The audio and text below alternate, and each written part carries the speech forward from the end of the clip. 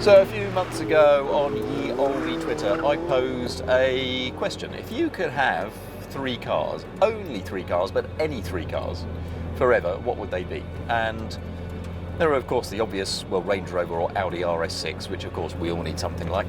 And then people said to an A911. But beyond that, there was a very specific model that came out with an awful lot of mentions, and that was the Ferrari 458 Speciale Aperta, which suggests people would like a supercar with a V8 engine, with exceptional handling, but also one in which the roof goes down. Well, this is that car's natural successor. It is the 488 Pista Spider. And the question is it still your dream car now that it comes with a turbocharged rather than naturally aspirated engine?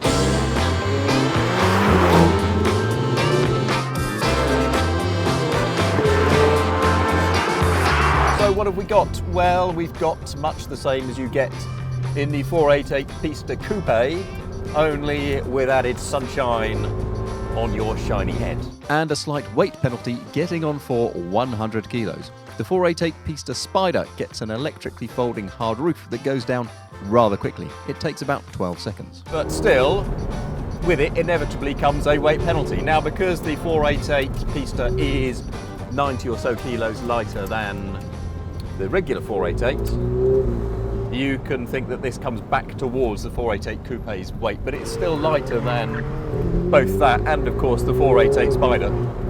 Get the same 710 horsepower engine that comes from the 488 Challenge race car, mated to a 7-speed twin clutch transmission, which is one of the best twin clutches on the planet, absolutely no question. Carbon ceramic brakes are standard on all Ferraris, and you still get that quick steering, your bumpy road setting for the chassis, which puts the dampers in a slightly softer, more absorbent road mode for twisty roads like this. And it costs £250,000, and they're all sold anyway. You also get an interior that is pretty much the same as that of the 488 Pista Coupe. So there's carbon fibre and Alcantara everywhere, as well as the same Manatino and steering wheel mounted indicators. You wouldn't know the difference, but for badging on the carpets and on the dashboard. It is a last hurrah before the F8 Tributo arrives. So, what is it like? The innate character is absolutely intact.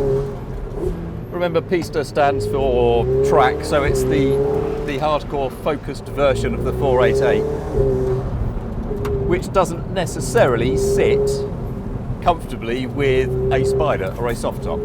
You want the extra rigidity in the body of the coupe, so inevitably when you take the roof off you lose some of that structural integrity, and then also you add weight and you add it high and you add it behind you, so it doesn't necessarily help the centre of gravity or the weight distribution. Fortunately, there isn't too much weight being added, and this is a car that had poise to spare. I last drove a 488 Pista Coupe about 3 weeks ago for a video against the McLaren 720S, which you can find elsewhere on this channel.